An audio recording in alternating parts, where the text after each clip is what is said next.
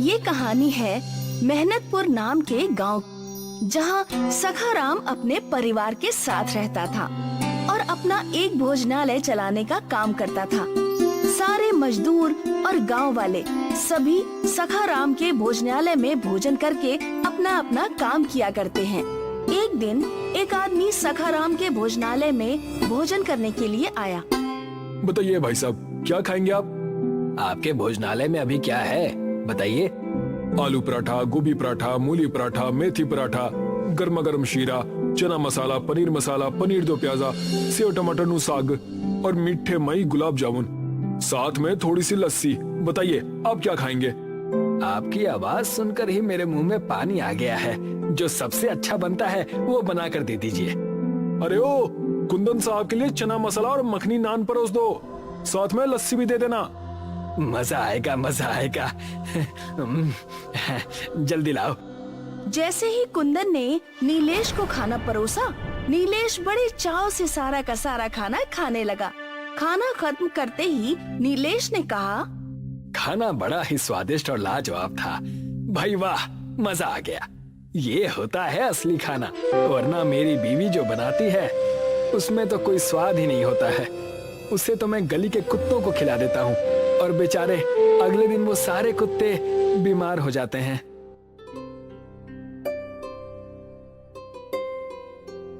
इस होटल में खाने के साथ नींबू पानी भी मिलता है। कुंदन भाई जरा मीठा लाना। अरे रुको, वो पानी तुम्हारे हाथ धोने के लिए है, पीने के लिए नहीं। क्या बात कर रहे हो तुम? अरे हमने तो अभी तक यही सुना है कि नींबू को पानी में डालकर पीते हैं, ना कि उसमें हाथ धोते हैं। तो फिर आप गलत जगह पर आ गए हैं। आपको किसी सस्ते भोजनालय में जाना चाहिए। बिल पे कीजिए और जाइए यहाँ से। कुंदन ने नीलेश के पास आकर एक पर्ची थमाई, जिसे देखकर नीलेश के होश उड़ गए। ये सब क्या है? चना मसाला 300 रुपए और नान 70 रुपए। नहीं भाई, मैंने कोई पार्सल नहीं करवाया है, इतने पैसे नहीं होने चाहिए। भाई साहब, ये कोई पार्सल के पैसे नहीं, बल्कि जो तुमने खाए हैं उसके पैसे हैं। इतनी तो मेरे दिन की दिहाड़ी भी नहीं है, और इतना महंगा खाना। अगर मुझे पता होता तो मैं थोड़ी ना खाता। नीलेश अपनी जेब से 100 रुपए निकालकर टेबल पर रख देता है। कुंदन गुस्से से अपने मालिक सखाराम को आवाज लगाता है। मालिक, इस आदमी के पास पैसे ही नहीं है। इसका बिल पूरे 700 रुपए है, मगर ये सिर्फ 100 रुपए देकर हमें टरकाने की कोशिश कर रहा है। नीलेश की बात सुनकर सखाराम गुस्से से वहाँ पर आता है। तुम्हारी जेब में जब फूटी कौड़ी नहीं थी तो तुम्हें क्या जरूरत थी यहाँ पर आने की? तुम्हारे जैसे लोगों को इस भोजनालय में आने का कोई अधिकार नहीं है। जल्दी से पैसे निकाल, नहीं तो मैं तेरा मार मार कर भड़ता बना दूंगा। अजीब बदतमीज आदमी हैं आप तो ग्राहकों के साथ बदतमीजी कर रहे हैं। बदतमीजी उसके साथ नहीं की जाती जिसकी कोई इज्जत होती है, और आज की दुनिया में जिसके पास पैसे नहीं होते उसकी कोई इज्जत नहीं होती। इतना बोलकर सखाराम भोजनालय के कर्मचारियों से बोलता है, देखते क्या हो, मारो इसे। सखाराम की बात सुनते ही ढाबे के सारे कर्मचारी नीलेश को बुरी तरह से पीटने लगते हैं। सखाराम गुस्से से नीलेश से बोलता है, तुझे 2 दिन तक भोजनालय की झूठी प्लेट साफ करनी होगी, तब कहीं जाकर बिल चुकता होगा। नीलेश 2 दिन तक लगातार उस भोजनालय की झूठी प्लेट साफ करता रहा। 2 दिन बाद नीलेश अपने घर जाकर अपने साथ हुई उस दुर्घटना को रोते हुए अपनी पत्नी विमला को बताता है। अजी, क्या जरूरत थी उस भोजनालय में जाने की, जब आपके पास इतने पैसे नहीं थे। निर्दयी लोगों ने पहले तो आपको बुरी तरह से पीटा, उसके बाद भी जब उनका दिल नहीं भरा तो उन्होंने 2 दिन तक लगातार भोजनालय में आपसे जानवरों की तरह काम करवाया। मेरा बहुत अपमान किया है विमला। आज मुझे एक बात समझ में आ गई कि बेचारे गरीब और असहाय लोगों को अच्छे भोजनालय में भोजन करने का कोई अधिकार नहीं है, लेकिन मैं ऐसा नहीं होने दूंगा। अजी, आप क्या कर लेंगे? आप तो खुद मार खाकर आ रहे हैं। मैं अपना भोजनालय खुद बनाऊंगा और अपने गांव में एक ऐसा भोजनालय बनाकर तैयार करूंगा जहां हर गरीब को बहुत सस्ते में अच्छा भोजन मिल सके। आखिर गरीब के भी कुछ अधिकार होते हैं विमला। गरीब का जन्म इन निर्दयी लोगों से मार खाने के लिए नहीं हुआ, उसे भी अच्छा भोजन करने का अधिकार है। लेकिन कैसे? नीलेश ने अपनी पत्नी की बात का कोई जवाब नहीं दिया। वो चुपचाप रात भर गहरी सोच में गुम रहा। अगली सुबह नीलेश गांव के हर घर में जाकर चंदा जमा करने लगा, मगर सब ने उसे अपमानित करके अपने घरों से भगा दिया। गांव का ही एक आदमी नीलेश का मजाक उड़ाते हुए बोला, पागल हो गए हो क्या? अरे कोई काम धंधा करो। ये अचानक तुम्हारे अंदर गरीबों के प्रति इतना प्रेम कैसे जागृत हो गया? उसके लिए तो देश के नेता ही काफी हैं। ये कैसी बात कर रहे हो तुम? मैं जो कुछ भी कर रहा हूँ गांव की भलाई के लिए कर रहा हूँ। हमारे गांव का नाम मेहनतपुर है। हमारे गांव के वासी दिन भर मेहनत में जुटे रहते हैं और उन्हें ढंग का एक वक्त का भोजन भी नहीं मिल पाता। तुम मेरा साथ देने की बजाय मुझे उल्टा अपमानित कर रहे हो। हाँ, क्योंकि तुम दिन में मुंगेरी लाल के सपने देख रहे हो। मेरे भाई, ऐसा सिर्फ फिल्मों में होता है, मगर वास्तविकता इससे बहुत अलग है। और मुझे एक बात बताओ नीलेश, एक बार को मान लिया जाए कि तुम अपने मकसद में सफल भी हो गए, तो 1 रुपए की थाली कब तक तुम गरीब लोगों को खिला पाओगे? ये पूरी तरह से असंभव है। इतना कहकर वो नीलेश का मजाक उड़ाता हुआ सखाराम के भोजनालय में जाकर बोला, सुना सखाराम जी, नीलेश अपने गांव में एक भोजनालय बनाना चाहता है। आप जो थाली 700 रुपए में बेचते हैं, वो थाली वो 1 रुपए में बेचने की सोच रहा है। लगता है उसकी बुद्धि भ्रष्ट हो गई है। अब उस बेवकूफ को कौन समझाए? तभी सखाराम का नौकर कुंदन सखाराम के पास आकर धीरे से बोला, सखाराम जी, हमें इसकी बातों को मजाक में नहीं लेना चाहिए। ओए, क्या कहना चाहता है तू? अगर नीलेश अपने मकसद में सफल हो गया तो कभी आपने सोचा है आपके भोजनालय का क्या होगा? कुत्ते लौटेंगे, कुत्ते। अरे काली जुबान, कभी तो अच्छा बोल दिया कर। तेरे मुंह से जब भी निकला है हमेशा उल्टा सीधा ही निकला है। चिंता मत कर, इस गांव का मुखिया मेरा बहुत अच्छा दोस्त है। वो नीलेश को अच्छी तरह से समझा देगा। सखाराम गांव के मुखिया के पास गया। मुखिया, हमारी मित्रता के चर्चे दूर दूर तक प्रसिद्ध हैं। मत भूलना, जो थाली मैं 700 रुपए में बेचता हूँ, वही थाली मैं तुम्हें 600 में खाने के लिए देता हूँ, यानी पूरे 100 का डिस्काउंट। बोल तो ऐसे रहे हो जैसे मेरे ऊपर बहुत बड़ा कोई उपकार करते हो। मैंने तो तुमसे कभी नहीं कहा कि तुम मुझे 100 रुपए का डिस्काउंट दो। और वैसे भी मैं तुम्हारे भोजनालय में महीने में 1 आध बार ही तो भोजन करता हूँ, और मुश्किल से अब तक तुम्हारे भोजनालय में 4 या 5 बार ही भोजन किया है। इस हिसाब से तुम्हारे 500 रुपए मेरे ऊपर बकाया है। लगता है मुखिया तुम मेरी बात का बुरा मान गए।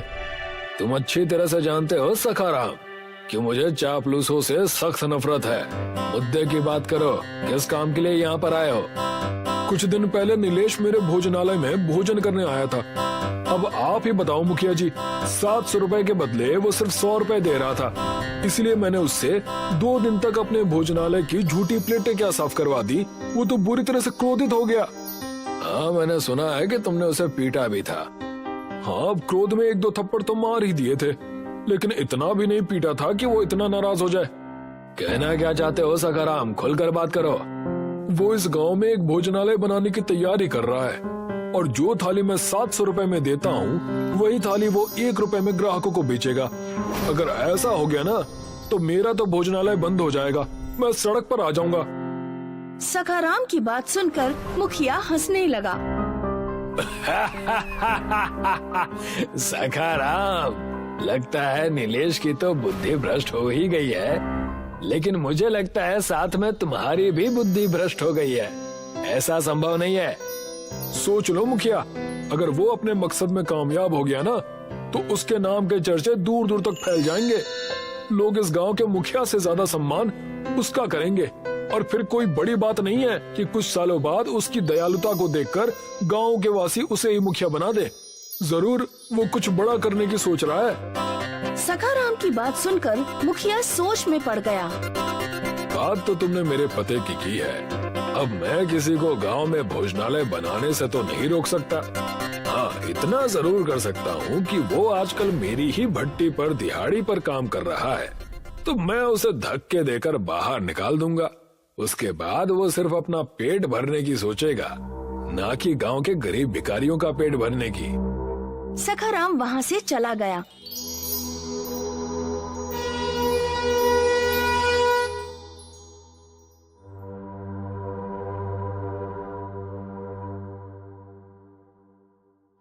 मुखिया ने उसी दिन नीलेश को काम से निकाल दिया। लेकिन मेरी गलती क्या है मुखिया जी? तेरी गलती ये है कि तू गांव में भोजनालय बनाना चाहता है। हाँ, तो इसमें गलत क्या है? अगर मैं गरीब का भला चाहता हूँ तो आपको तो प्रसन्न होना चाहिए। तू गरीबों का कोई भला नहीं चाहता नीलेश। मैं अच्छी तरह से जान गया हूँ कि तू सिर्फ अपना नाम करना चाहता है और मुझे मेरे पद से हटाकर खुद गांव का मुखिया बनना चाहता है। अरे पहले अपना और अपनी पत्नी का ही पेट भर ले, बाद में गरीबों के बारे में सोचना। चल निकल यहाँ से। मगर नीलेश ने हार नहीं मानी। नीलेश शहर जाकर चंदा जमा करने लगा। इस दौरान उसकी मुलाकात सेठ जमुना प्रसाद से हुई। जमुना प्रसाद बेहद दयालु व्यक्ति थे। मुझे तुम्हारी सोच बहुत अच्छी लगी नीलेश, कि तुम एक ऐसा भोजनालय बनाकर तैयार करना चाहते हो जहाँ पर गरीब अच्छा भोजन कर सके। मैं तुम्हारी मदद करने के लिए तैयार हूँ। सेठ जमुना प्रसाद की मदद से नीलेश ने गांव में एक बहुत अच्छा भोजनालय तैयार करवाया। उसके भोजनालय में गुजराती, मराठी, कन्नड़ सभी तरह के भोजन तैयार होने लगे। भोजनालय बनते ही कुछ लोग भोजनालय में भोजन करने के लिए आ गए। वो सब देश के अलग अलग शहरों के रहने वाले थे। एक गुजराती नीलेश से बोला, તમારા રેસ્ટોરન્ટમાંથી બહુ મસ્ત ખુશ્બુ આવે છે। આ ખુશ્બુ સૂંઘીને હું પોતાની રોકી ના શક્યો। તો હવે મને જમવા આપો। नीलेश ने उस गुजराती को एक थाली में गुजरात का सारा प्रसिद्ध भोजन परोस दिया। भोजन खाकर गुजराती खुश होते हुए नीलेश से बोला, કેટલા રૂપિયા? બસ 1 રૂપિયાની આખી થાળી મળશે। 1 रुपए का नाम सुनकर गुजराती खुश हो गया। भोजनालय में लोगों की भीड़ लगने लगी। दूर दूर के शहर के लोग नीलेश के भोजनालय में भोजन करने के लिए आने लगे। अमीर हो या गरीब, नीलेश हर किसी से एक थाली का 1 रुपया ही वसूलता था। और ये बात सखाराम को बिल्कुल भी पसंद नहीं आई। सखाराम क्रोधित होकर कुंदन से बोला, इस नीलेश ने तो मेरे भोजनालय को बंद करवा दिया है। मेरे भोजनालय में कोई कुत्ता तक नहीं भटकता। कुछ करो कुंदन। चिंता मत कीजिए सखाराम जी, मेरे पास एक उपाय है। कैसा उपाय? क्यों ना हम दोनों उसके भोजनालय में आग लगवा दें। जब 2-4 लोग जलकर मर जाएंगे तो उसका भोजनालय बंद हो जाएगा। सखाराम और कुंदन उस समय नीलेश के भोजनालय में आग लगाने की योजना बना रहे थे।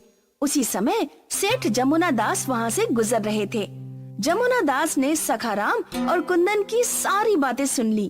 उन्होंने तुरंत पुलिस को इन्फॉर्म कर दिया। पुलिस उस दिन से नीलेश के भोजनालय पर नजर रखने लगी।